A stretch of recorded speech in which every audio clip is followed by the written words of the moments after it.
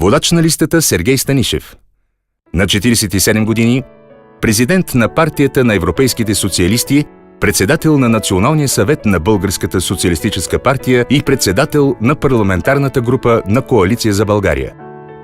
Вече 10 години десните доминират в европейските институции.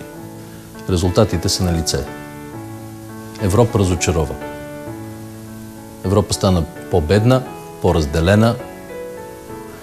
Европейските институции се отдалечиха от хората.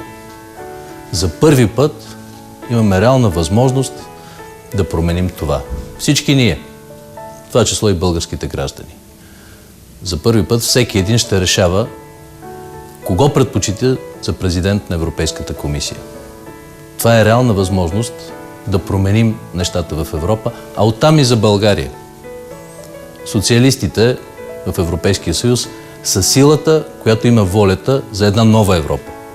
Справедлива, социална и равнопоставена. Тези избори са натоварени с много смисъл и за развитието на България. Има време за размисъл, има време за мечти, има време дори и за гняв. Сега е време за избор. Трябва да избираме между онези, които пропиляха 4 години от нашия живот.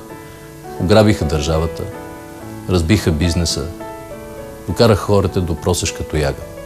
И онези, които отново направиха социалната политика ежедневие, които направиха държавата предсказуема, подкрепят бизнеса, дават възможност за развитие на всеки, независимо от неговите политически убеждения или симпатии. Сега е момента вие да вземете вашето решение. Да изберете между миналото и бъдещето.